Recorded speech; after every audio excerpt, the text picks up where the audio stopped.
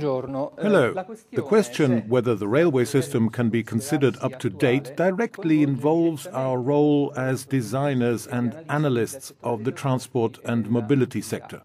The first step to properly analyze the modernity of the railway system is clearly to look back at the history, evidently necessary since it starts back in the 80s from the crisis of the railway system itself. A rather particular period when the volume of traffic dropped, both for goods and passengers. The railway systems were isolated. Each country had its own system. It was a system based above all on public resources, and so there was obviously a very critical situation. The European Union responded to these problems decisively at the end of the 80s with a directive specifically aimed at the railways, which introduced the separation between network and transport and thereby tried to stimulate the railway environment by introducing the principles of competition. Another extremely important step, again by the European Union, was contained within the Maastricht Treaty of 1993 in a specific article, number 154 to be precise, where the trans-European transport networks, the so-called 10 corridors, are born and defined. These networks were practically created to stimulate mobility and to identify a series of corridors, and inside these corridors a series of specific projects clearly aimed at increasing mobility within Europe and, above all, stimulating the connection between the various layers of the community itself. The 10 network was clearly provided with a series of projects and a series of priority corridors that in 1994 were somehow plucked from a package of numerous projects, numerous corridors, at least 100, deciding and identifying 30 of them.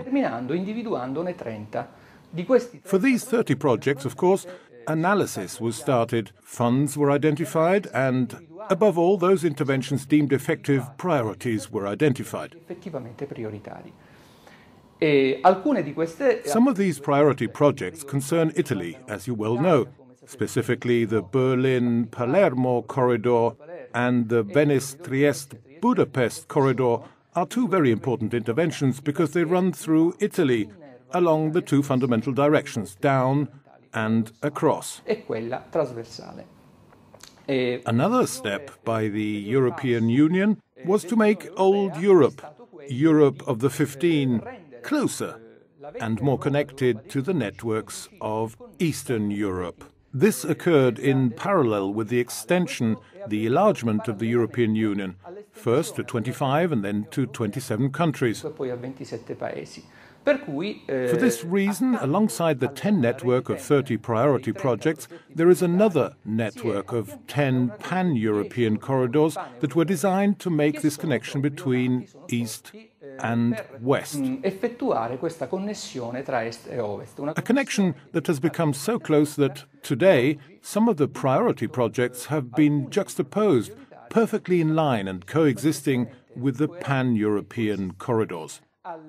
So the first reply to the question of whether the railway is up to date, given that many of these projects are railway projects, it is clear Europe is concentrating its forces, both strategic and financial, in order to come together to carry out this type of link.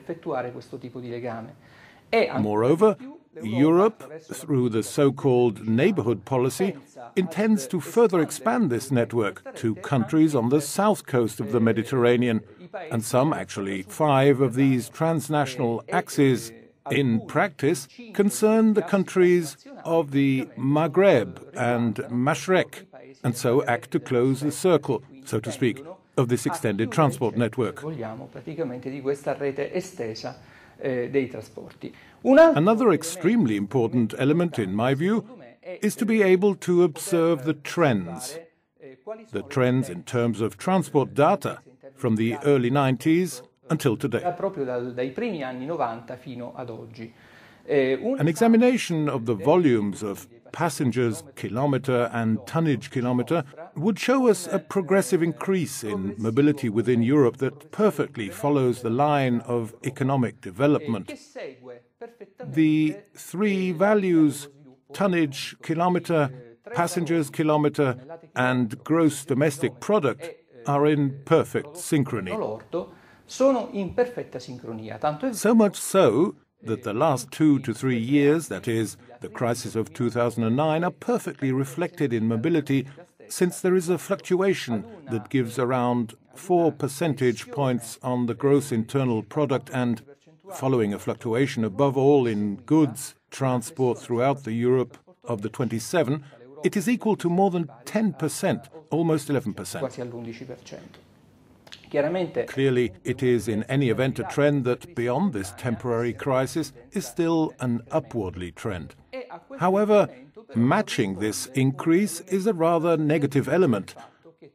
That is the fact that the entire increase, almost the entire increase, is taken from road haulage, and with its modal share, a modal preference that, for both goods and passengers, is greater by 70-75 percentage points compared to the other means of transport. The railway method in particular has shown signs of stasis for some time, because the order of magnitude of its modal share never goes beyond 10 to 15%, both in the goods and passenger divisions. And so, how can the system be modernized? Clearly, the reply is part of a policy that, in addition to protecting the environment, offers incentives with regard to the choice of the railway method. All the more so that the closeness of the connection between mobility and environmental impacts, and therefore pollution, can very clearly be seen in that the trend of the emissions, both of greenhouse gases and carbon dioxide in recent years, contradicts the objectives of the Kyoto Protocol. Dell'anidride carbonica negli ultimi anni contraddice quelli che erano gli obiettivi del protocollo di Kyoto. In the sense that, rather than the reduction, there should have been of around 7 percentage points from 1990 to today, these emissions have actually gone up. This has occurred while other sectors of European industry have put into operation the Kyoto objectives, in the sense that there has been a reduction in their emissions. Riduzione delle emissioni stesse.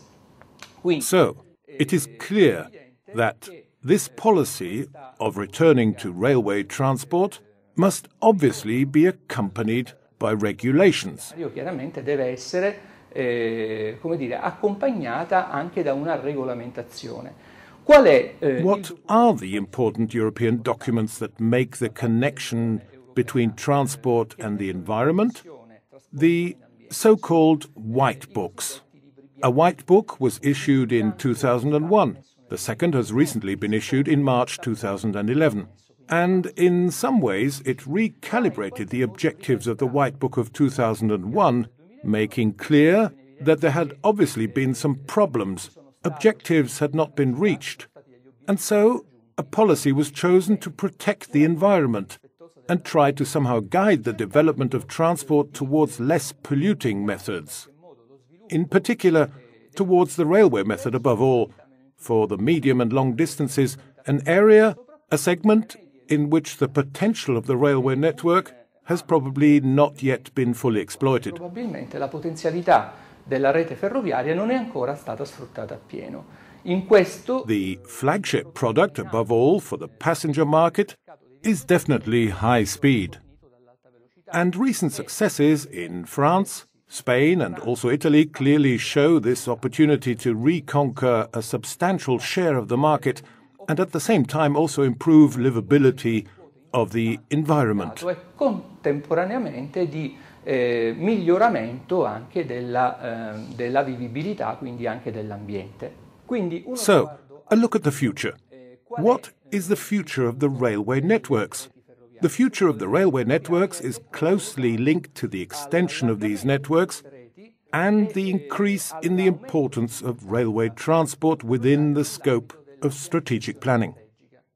Italfer is present, above all, in the market of the countries of the East and the market of emerging countries on the southern coast of the Mediterranean, and, in many cases, takes a direct path in the strategic planning of railway networks, not least because these countries have chosen railway methods as opposed to road haulage, precisely to avoid the same problems that the Europe of the 27 experiences daily with the costs of congestion, and trying to resolve it with these elements, shall we say, of a corrective nature. Con questi elementi, diciamo così, di carattere correttivo.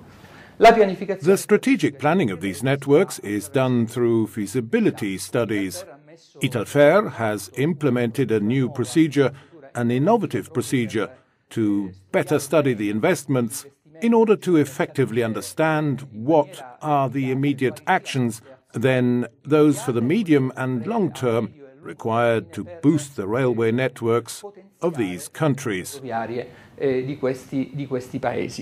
A method that enables advice to be given, but in the last analysis, members of the government must choose the most suitable type of investments to respond to the growth in traffic, the growth in the volumes of traffic, and then to finance interventions that are in some way most important. Algeria, for example, is one of the countries where we are well established and where we are trying somehow to carry out the strategic planning for 4,000 kilometers of network. Planning that is both in the short term, therefore with interventions that resolve the current bottlenecks, and in the medium and long term, studying the possible evolution of the connected traffic, not only for Algeria, but for all the countries on the southern coast of the Mediterranean, for the efficiency of the connections between ports, above all, and the railway network. Indeed, here is a fine slide which compares the values per population of the gross domestic product of countries of the north coast with those of the south coast of the Mediterranean.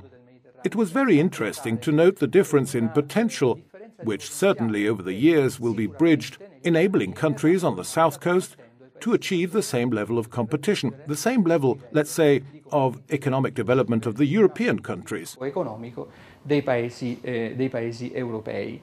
Another element, the last strategic element that can also be seen in this case in which we are involved, is precisely the effort the Arab Fund is making to create the prerequisites for a trans-Arabian network at this point, and no longer trans-European, a railway network that joins the Arab countries, stimulating commercial exchanges and financial transactions between the various countries by means of the railway method. The current study regarding the network of Arab countries is precisely a strategic study, which is very similar to the efforts made at the beginning of the 90s by the European Union, precisely to stimulate the railway method. And so we have come back again to the point of departure of our discussion.